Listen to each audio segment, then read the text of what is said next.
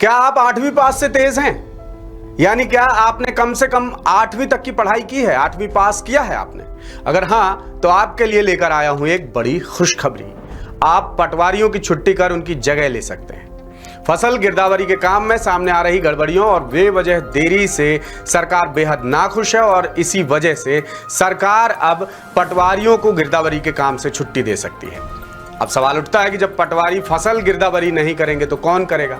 भैया वही तो मैं बताने आया हूं आपको कि ये काम अब 8वीं पास युवा करेंगे। जी हां, सरकार ने फसल गिरदावरी का काम ग्रामीण क्षेत्रों के 8वीं पास नौजवानों को देने का बड़ा फैसला लिया है।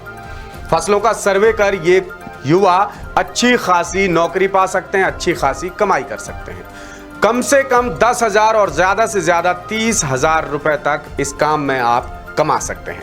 सबसे पहले पंचायत स्तर पर पात्र नौजवानों का रजिस्ट्रेशन किया जाएगा। इसके बाद राजस्व निरीक्षक रैंक का अधिकारी उन्हें पूरी ट्रेनिंग देगा। टेक्निकल ट्रेनिंग भी मिलेगी और फील्ड ट्रेनिंग भी मिलेगी। तमाम जरूरी औपचारिकताओं के बाद सर्वेयर्स को फील्ड पर उतारा जाएगा, यानी उनसे काम लेना शुरू कर दिया जाएगा। हालांकि फिलहाल ये बात सामने नहीं आई है कि युवाओं को संविदा के आधार पर नियुक्ति मिलेगी या परमानेंट। उनकी सैलरी मंथली होगी या डेली, सैलरी के अलावा कोई सुविधा मिलेगी या नहीं, इन तमाम सवालों के जवाब वक्त के साथ मिल ही जाएंगे। लेकिन इतना जरूर है कि साल भर में 3 बार यानी 3 सीजन में काम मिलना तय है। यानी अगर आपने एक सीजन का काम भी पूरा कर लिया तो कम से कम 10,000 रुपए आप कमा लेंगे, और अगर तीनों सीजन आपने काम किया तो फिर 30,000 रुपए पक्के। अब कुछ और जरूरी बातें जान लेते हैं। सबसे जरूरी बात मैं आपको पहले ही बता चुका हूं कि अप्लाई करने के लिए कम से कम 8वीं पास होना जरूरी है। ये मिनिमम योग्यता है। और सबसे पहले पात्र युवाओं का पंचायत स्तर पर रजिस्ट्रेशन होगा। इसके बाद राजस्व निरीक्षक रैंक का अधिकारी उन्हें पूरी ट्रेनिंग देगा। आवेदक के पास 6+ वर्जन का एंड्रॉइड फोन होना जरूरी है, ये ध्यान रखें। महिला आवेदकों को प्राथमिकता दी जाएगी। सर्वे का काम बहुत जल्द यानी 1 अगस्त से शुरू हो रहा है। सत्यापन का काम 20 सितंबर तक होगा। गिरदावरी के लिए 25 सितंबर से दावा आपत्तियों का सिलसिला शुरू हो जाएगा। 30 सितंबर तक दावा आपत्तियों का समाधान होगा। एक और जरूरी बात यह है कि अगर संबंधित ग्राम पंचायत में एक भी 8वीं पास युवा नहीं मिला, जिसके चांसेस कम ही हैं, कोई ना कोई तो मिलेगा ही। गांव में पढ़े लिखे लोग भी हैं, 8वीं पास तो मिल ही जाएंगे।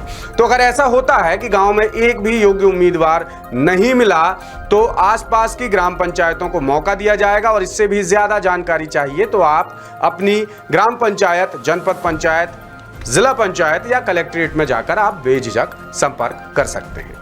अब काम क्या होगा और कैसे होगा वो भी जान लेते हैं। हर सर्वेयर को अधिकतम 1000 सर्वे नंबर दिए जाएंगे, यानी अपने पूरे टर्म में एक बंदे को 1000 सर्वे करने होंगे। सर्वे जियो फेस तकनीक से होगा। सर्वेयर MP भू अभिलेख ऐप या पोर्टल पर जो भी जानकारी भरेगा उसका सैटेलाइट इमेज के जरिए एनालिसिस किया जाएगा। यानी सर्वेयर को टेक्निकली बहुत साउंड होना जरूरी है। अगर कोई तकनीकी या आंकड़ों की गड़बड़ी सामने आती है या कोई और मिसमैच मिलता है तो फिर सुपरवाइजर या पटवारी को जानकारी भेजकर इसके बारे में पूछा जाएगा और जानकारी दुरुस्त कराई जाएगी। अब लेन देन की बात कर लेते हैं, यानी आपको कितनी सैलरी मिलेगी और कैसे मिलेगी वो भी देख लेते हैं। युवाओं को फसल सर्वे के लिए प्रति सर्वे नंबर पहली फसल के लिए 8 रुपए और हर अगले अतिरिक्त दर्ज फसल के लिए 2 रुपए मिलेंगे और प्रति सर्वे नंबर अधिकतम 14 रुपए तक मिलेंगे।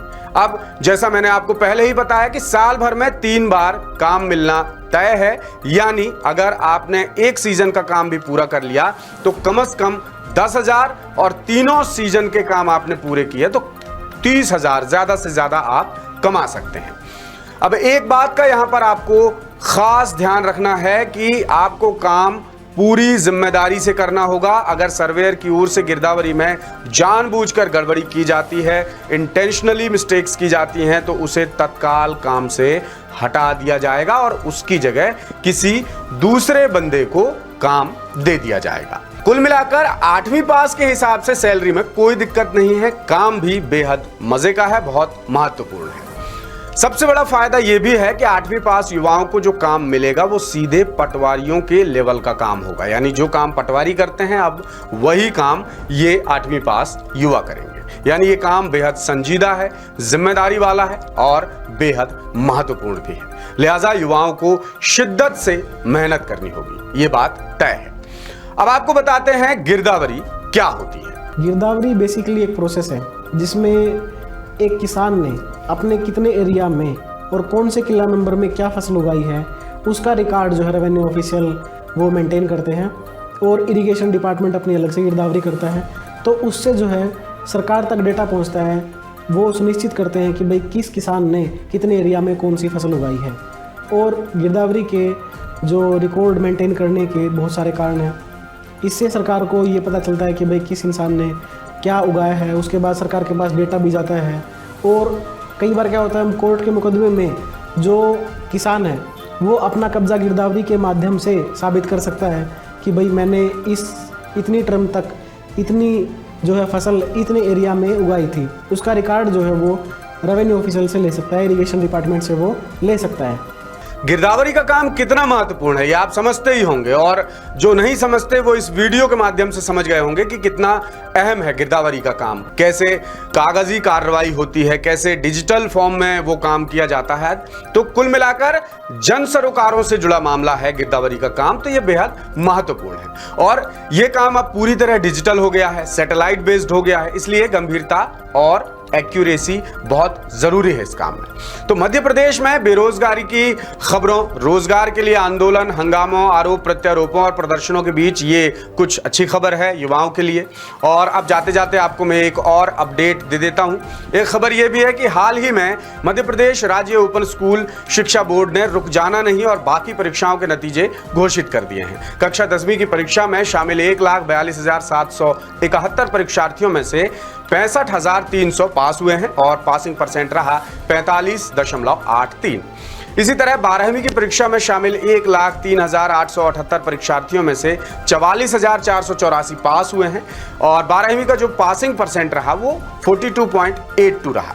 इधर मई जून में आयोजित अब लौट चलें कि 10वीं की परीक्षा में 3,619 विद्यार्थियों में से 1,849 विद्यार्थी पास हुए हैं। तो ये था आज का सीएम हेल्पलाइन यानी कॉमन मैन हेल्पलाइन। उम्मीद है आज का एपिसोड आपको पसंद आया होगा और पसंद से बढ़कर आपके काम आएगा, ये भी हमें पूरा भरोसा है।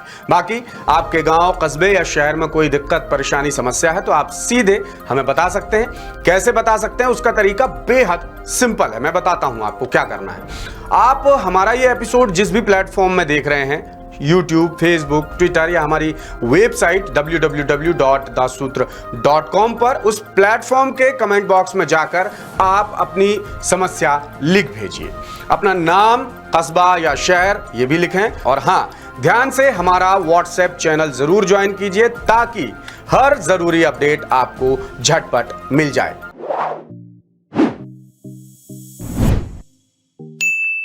और अगर आपने अब तक हमारा YouTube चैनल, एक्स हैंडल और Facebook पेज लाइक नहीं किया है, सब्सक्राइब नहीं किया है तो जल्दी कीजिए।